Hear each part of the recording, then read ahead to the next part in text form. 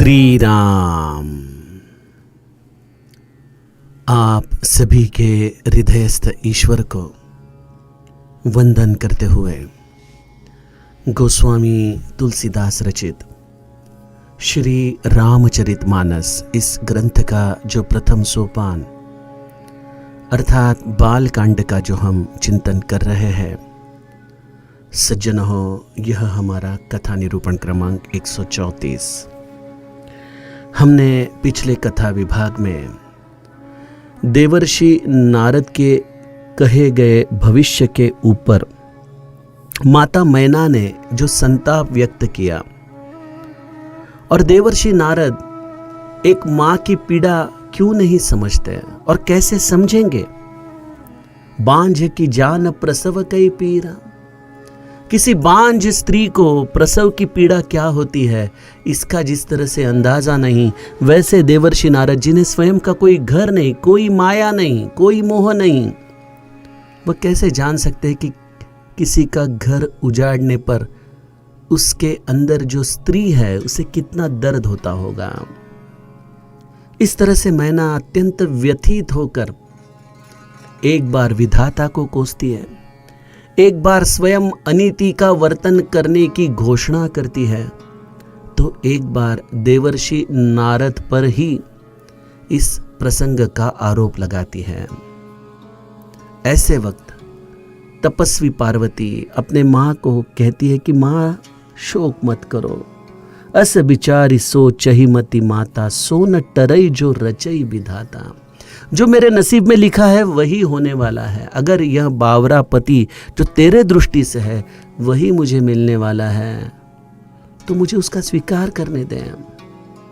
और तभी देवर्षि नारद और सप्तर्षियों का आगमन हिमाचल के नगर में होता है। आइए यहां से आगे के कथा विभाग का हम गायन करें।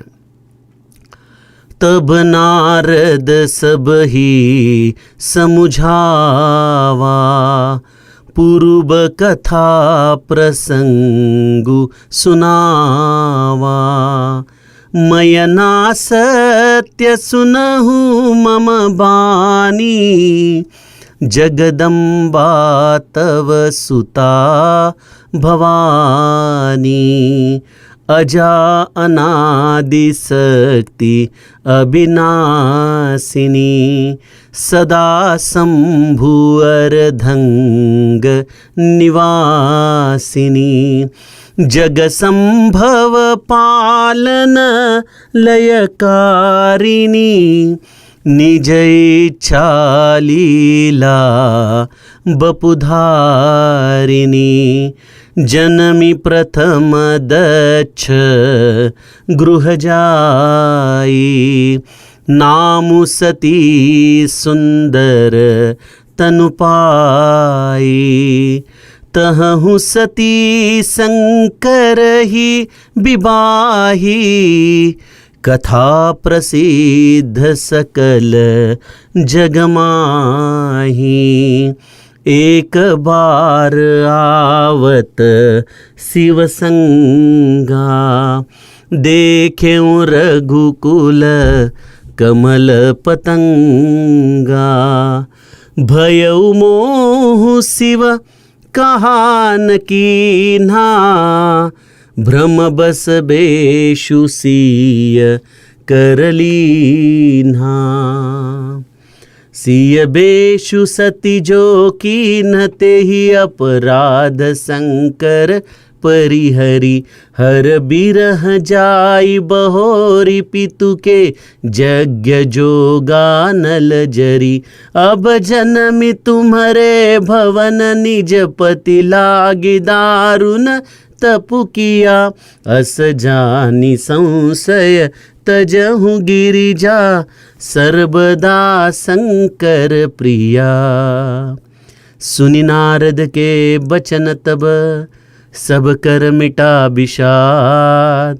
क्षण महु व्यापेउ सकल पुर, घर घर यह संवाद। सियावर रामचंद्र प्रिय हो।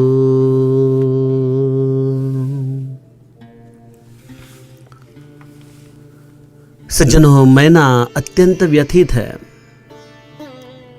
उसकी पुत्री, उसकी कन्या, उसके विवाह का यह मंगल क्षण है, अपितु माता अपने कन्या को मिलने वाले इस वर के दर्शन के कारण अत्यंतिक व्यथित है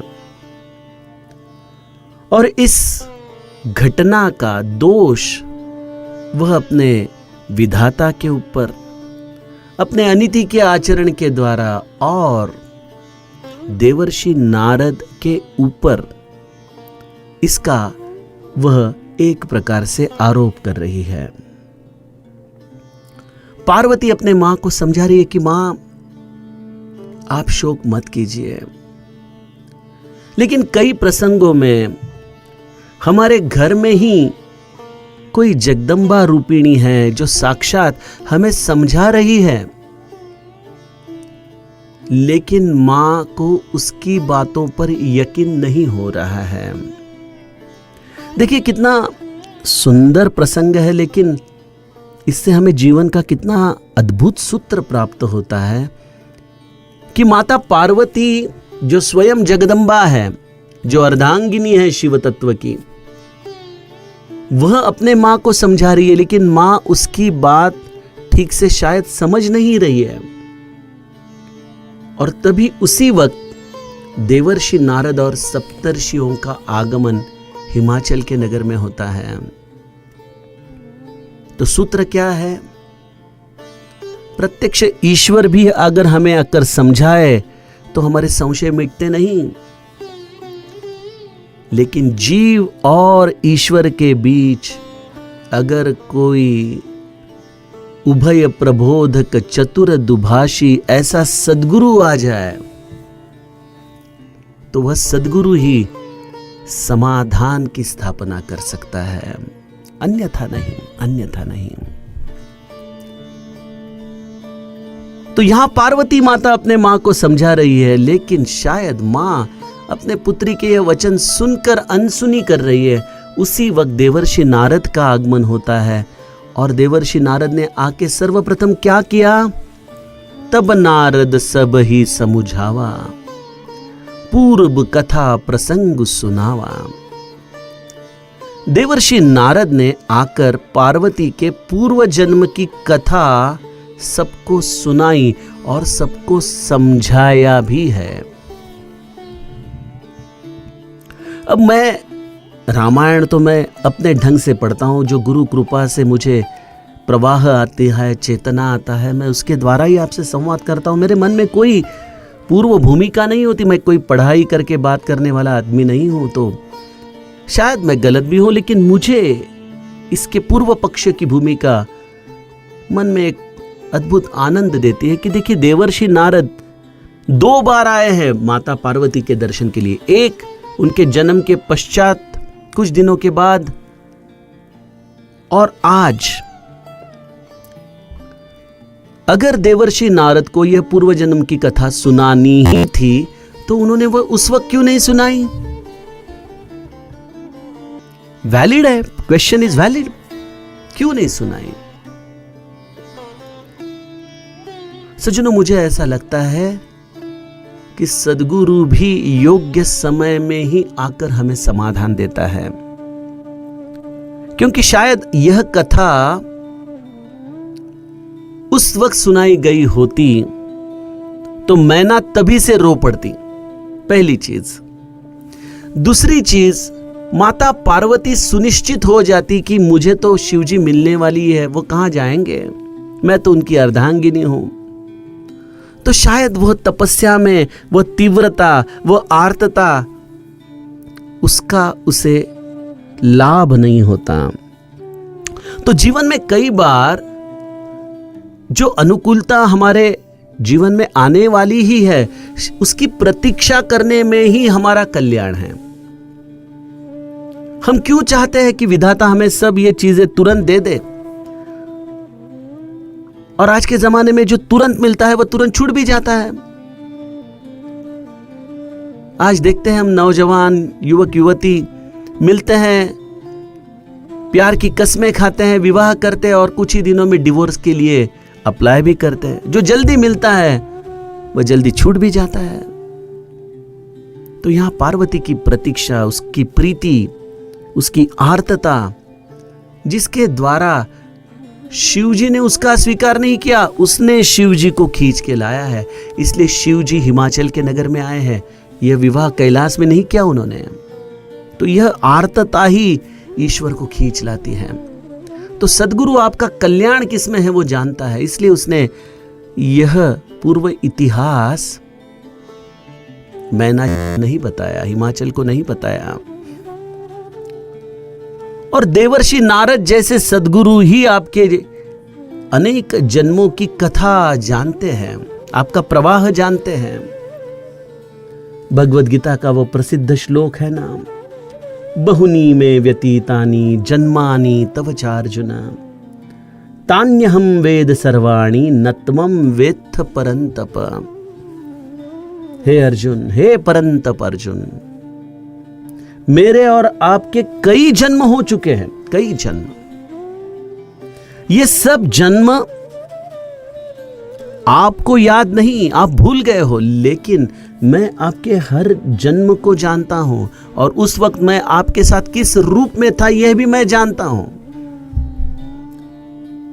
तो सद्गुरु हमारे हर जन्म को जानता है, हमारे प्रवाह को जानता है।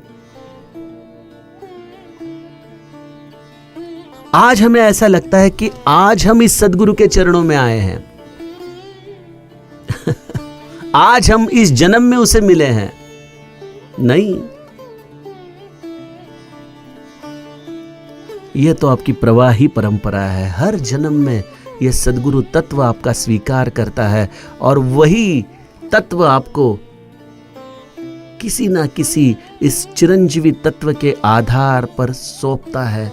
आपको भी वो ऊर्ध्व गति प्रदान करता है। यह सब यह सद्गुरु तत्व जानता है। जो आत्मज्ञानी संत है वो जानता है हमारा मिलाप कहाँ हुआ, हम कहाँ मिले हैं। आपके अंतर्बाह्य चीजों को वो जानता है। जैसे कोई एक्सरे मशीन के सामने आप खड़े रहो तो एक्सरे आपके अंदर की सभी चीजों का जैसे फोटो निकालता है।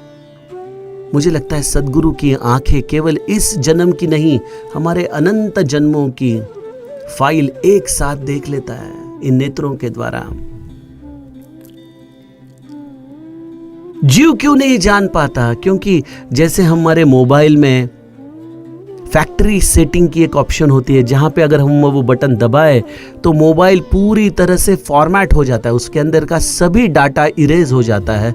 और फिर ऐसा फैक्ट्री सेट फोन भूल जाता है ये किसका है, इसमें क्या डाटा था, कुछ नहीं उसे पता।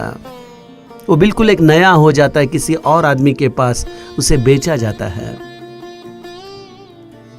तो बिल्कुल हमारी भी अवस्था वैसी ही है। मृत्यु के साथ हम इस जन्म के समस्त चीजों को भूल जाते हैं, फॉर्मेट कर लेते हैं, क्योंकि हम किसी अलग विश्व में स्थित्यंतरित हो जाते हैं। लेकिन हमारे साथ इन कर्मों के संस्कार आ जाते हैं चेतना रूप में, और फिर वहां पे वो चेतना, वो संस्कार आपको जो भोग देने हैं वो देते हैं। जैसे कि आपके बहुत पुण्य कर्म है तो आपको स्वर्ग मिलेगा, बहुत बुरे कर्म है तो आपको नरक मिलेगा। और उसके आधार से आपको वहां पे इन सब कर्मों के संस्कार को चुकाना होता है। और फिर उसके पश्चात पुनश्च आपको मृत्युलोक में भेजा जाता है किसी अन्य योनि में। और वहां आते वक्त भी आपकी पूरी हार्ड डिस्क फॉर्मेट करके आती है कि वहां पे क्या हुआ था, उस विश्व में क्या हुआ था, आपको किस तरह से सुख और दुख आपके कर्मों के संस्कार के आधार से आपको भोगने लगे थे, वह सब आप भूल जाते हो। लेकिन उस वक्त भी आपका अगर कोई रक्षक है तो वह आपका सद्गुरु है। हम कभी मंदिर में जाते हैं ना कहीं, जैसे हम ज्ञानेश्वर भगवान के दर्शन के लिए आळंदी जाते हैं, और आळंदी का मंदिर ऐसा है कि 12 महीने आप कभी भी जाओ वहां पे भाविकों की बड़ी जमावट रहती है। सभी को ज्ञानेश्वर महाराज का दर्शन प्रिय है। और हम जब जाते हैं तो कोई ना कोई वारकरी वहाँ हमें पहचान लेता है, क्योंकि हमारी वहाँ कथा हुई थी और बहुत सारे वारकरियों के साथ वहाँ सख्यत्व बना है। तो कोई आता है, अरे रवि दादा आए हैं, चलो चलो, अरे आप वहाँ लाइन में मत जाओ, आप आइए, आओ मैं आपको लेके चलता हूँ। फिर वहाँ से कोई और मार्ग से वो हमें लेके जाता है। कोई सिक्योरिटी गार्ड रहेगा तो उसको सिर्फ वो दिखाते कि हम लेके जा रहे हैं। ऐसा करके वो हमें मंदिर में 5 मिनट में ले जाते हैं, दर्शन दिलवाते हैं और पुनश्च बाहर ले आते हैं। मुझे लगता है यही कार्य इस देह को छूटने के बाद सद्गुरु हमारे लिए करता है। जैसे ही हम ये देह छोड़कर आगे जाए तो वो उस दुनिया में भी हमारा स्वागत करने के लिए वहां खड़ा है और फिर वो हमारा स्वीकार करता है। और फिर वहां पे अगर कोई यमदूत है या हमारे हाथ से कोई चूक भूल हुई है, इसके लिए हमें कोई प्रताड़ित करना चाहता है, तो बस वो बोलता है नहीं नहीं मैं इनके साथ हूं। तो सब लोग पीछे हटते हैं, सब लोग बोलते ये गुरु का आदमी है भाई, ये राम का आदमी है, इसे छोड़ो।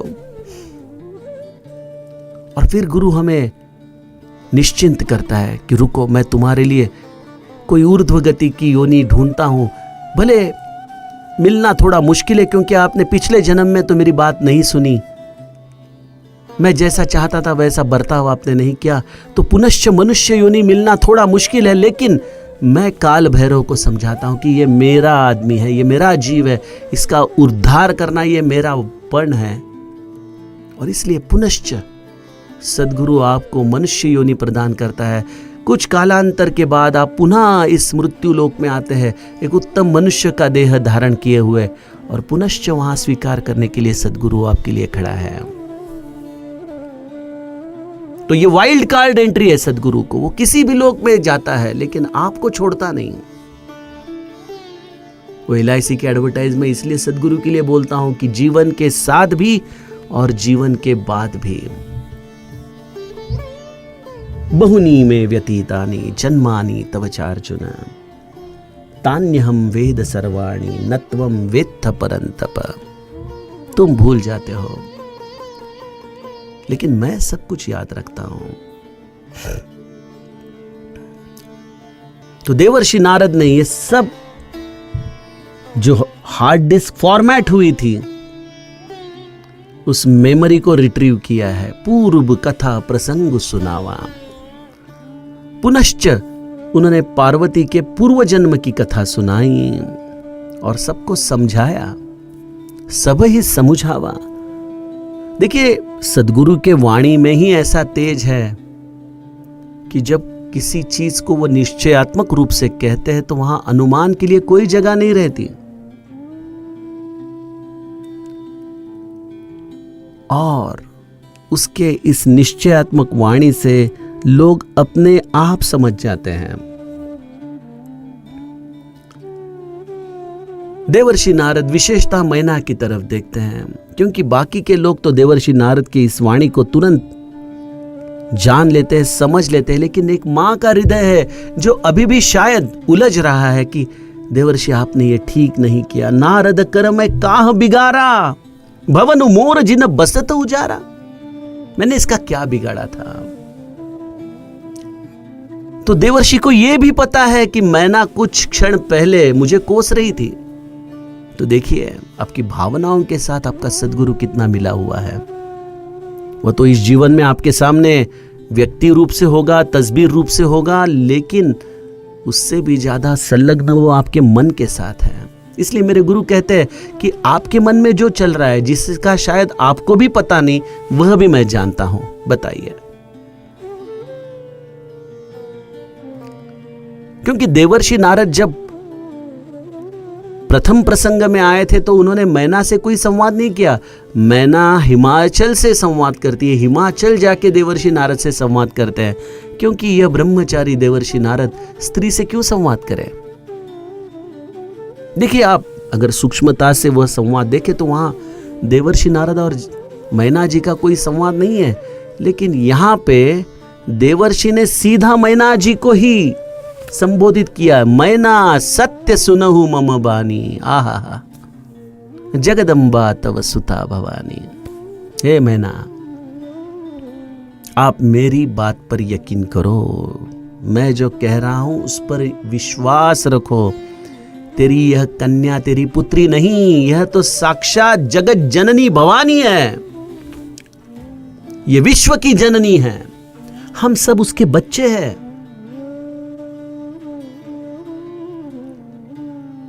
इसे अपने पुत्र के रूप में देखकर जो इस आसक्ति के कारण तुम व्यथित हो, उसे निकाल दो।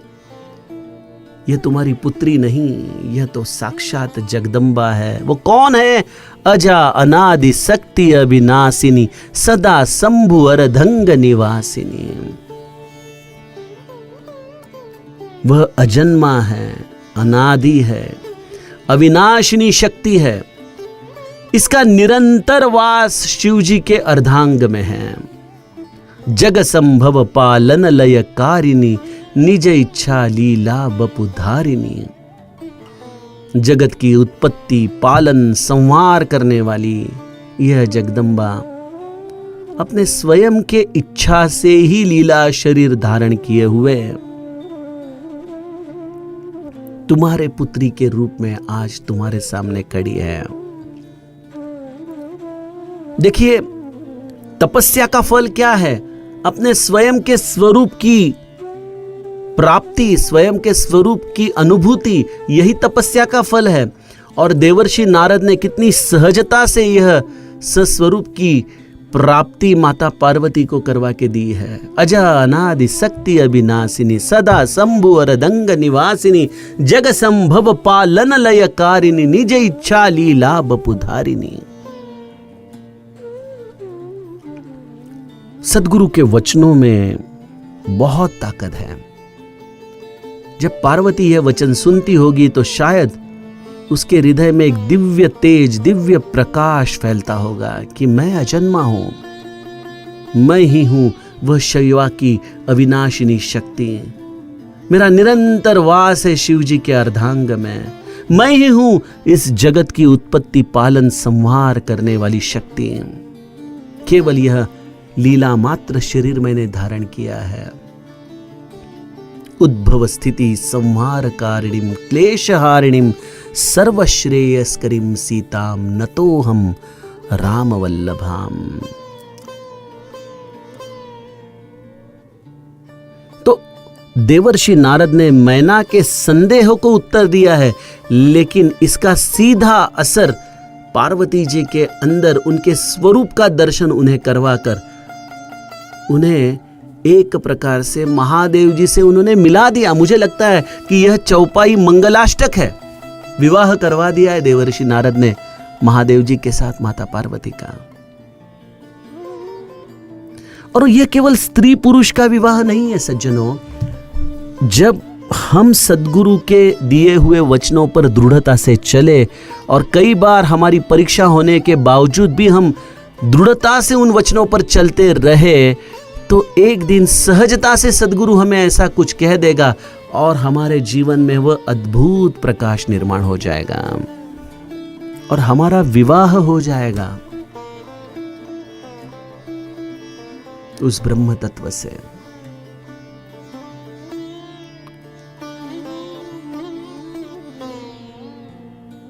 गोस्वामी जी कहते हैं कि देवर्षि नारद ने फिर संक्षेप में पार्वती के पूर्व जन्म की कथा मैना जी को सुनाई, क्योंकि लोगों को फैक्ट्स एंड फिगर्स चाहिए। क्या हुआ था, कौन सी पूर्व जन्म की कथा? देखिए, विश्वास नाम की जो चीज है वो बड़ी अद्भुत है। यहां जब देवर्षि नारद ने यह सब कथा जो पार्वती के पूर्व जन्म की थी वह सुनाई तो किसी ने संदेह नहीं किया। लेकिन आज इस 21वें शताब्दी में हम जब किसी को ऐसी कोई कहानी बताएंगे तो लोग कहेंगे कि यह तो बड़ा पाखंडी बुआ दिख रहा है। कौन है ये? क्योंकि हमें तो प्रूफ चाहिए, हमारे पास श्रद्धा नहीं है। आज हमारे बैंक बैलेंस बढ़ रहे हैं लेकिन श्रद्धा का बैलेंस बिल्कुल निगेटिव में गया है। बिल्कुल वह हमने खो दिया है अपने जीवन से। लेकिन देवर्षि नारद की यह अद्भुत वाणी मैना जी के प्रति संबोधित करते हुए माता पार्वती को उनके पूर्व जन्म की कथा सुना रही है। जन्मी प्रथम दक्ष गृह जाई, नाम सती सुंदर तनु पाई। यह दक्ष के घर में जन्मी हुई सती नामक एक सुंदर स्त्री थी। जिसका तन बड़ा सुंदर था, तहु सती शंकर ही विवाही, कथा प्रसिद्ध सकल जग माही। हिमाचल में ना आपने दक्ष की कन्या सती की कथा सुनी है? हाँ, हमने सुनी है। तो वह सती और कोई नहीं, यही आपकी कन्या है पार्वती। तो देखिए कौन से जन्म से आप कहां आते हो, इसका दर्शन है सद्गुरु के पास, और वह सब जानता है। हम तो केवल इस चर्म चक्षु से जो हमें दिख रहा है, जो हमारे मति अनुसार हमको समझ में आ रहा है, हम बस उतना ही ग्रहण करते हैं गुरु के बारे में, लेकिन गुरु उससे बहुत बड़ा है, बहुत व्यापक है।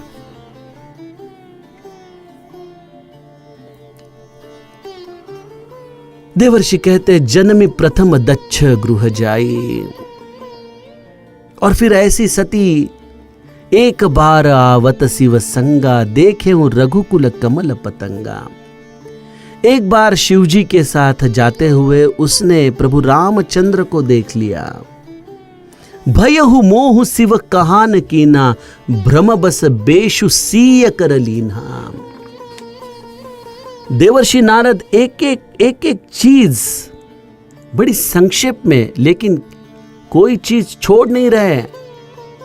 जो हमने माता सती और महादेव का चरित्र बड़े विस्तार से देखा, उस सब चरित्र का संक्षेप में बखान देवर्षि नारद यहां कह रहे हैं कि उन्होंने एक बार प्रभु रामचंद्र जी को देखा, और उनके रूप को देखकर उनके मन में संशय आया कि एक ऐसे युवराज के प्रति मेरे महादेव, जो देवों के देव है, जो परब्रह्म है, वह इतने मोहित कैसे हो सकते हैं। और तब शिवजी थे उनके साथ। शिवजी तो आदि गुरु है। सद्गुरु के वचनों की हमने जो वाणी है, जो ओजस्विता है, वो देखी। यहां देवर्षि नारद जब बता रहे हैं तो सब लोग समझ रहे, मान रहे, लेकिन तब सती ने नहीं माना, क्योंकि वहां वो देवर्षि, वहां वो महादेव को गुरु से ज्यादा अपने पति के रूप में देख रहे थे। तो ऐसे भ्रमित हुई सती राम जी की परीक्षा लेने हेतु वन में गई, और उसने सबसे बड़ा अपराध यह किया कि उसने भ्रम के कारण सीता जी का वेश धारण कर लिया। सीता जी के वेश के साथ उसने प्रभु रामचंद्र की परीक्षा ली, और इसकी जानकारी उसने महादेव को नहीं दी। जब महादेव ने यह अपने अंतःकरण में जाना, तो उन्होंने इस अपराध के कारण सती का त्याग किया। शिव जी के वियोग में सती अपने पिता के घर गई, और वहां पे हुए अपमान के कारण उसने अंततोगत्वा अपना देह योगाग्नि से भस्म कर दिया। तो ऐसे संशय के कारण यह सती शिव से अलग हो गई, बिछड़ गई उससे। और जो शिव से बिछड़ता है उसे पुनर्जन्म लेना ही पड़ता है, इसलिए उसे पुनश्च जन्म लेना पड़ा। और मैं एक निमित्त मात्र बनकर वहां उस दिन आपके घर में आया। मैंने उसे कहा कि आप शिव से बिछड़ी हो तो आपको पुनश्च कैलाश जाने के लिए अत्यंत कठिन तपश्चर्या करनी होगी, इसलिए आप आपके मन में कोई संदेह मत रखिए। पार्वती ने तपस्या के द्वारा इस कैलाश के परिसीमा को लांघकर शिवजी तक अपना स्थान बना लिया है, और मेरे महादेव भी इसी कारण पार्वती का स्वीकार करने तुम्हारे नगर में आए हैं। यह बहुत अद्भुत मंगलमय क्षण है आपके जीवन का कि प्रत्यक्ष शिव कैलाश से आपके घर आए हैं। आप उनके रूप से डरिए मत, वो करुणा निधान है, वो कृपा समुद्र है, वो दया निधि है। आप सहर्ष पार्वती का विवाह महादेव से कर दीजिए। जब यह देवर्षि नारद ने कहा, सुनी नारद के बचन तब सब कर मिटा विषाद, छन महु व्याप्यु सकल पुर घर घर यह संवाद। नारद जी का यह वचन सुनकर सबका विषाद खत्म हो गया, और क्षण भर में यह समाचार समस्त नगर में फैल गया, घर घर में आनंदोत्सव शुरू हो गए हैं। इसलिए बंदौ गुरुपद कंज कृपा सिंधु नर रूप हरि, महामोह तम पूंज जासु बचन रवि कर निकर। आइए इस दोहे के द्वारा हम गुरु वचनों की महिमा आगे के कथा विभाग में देखें। जानकी जीवन स्मरण। जय जय राम।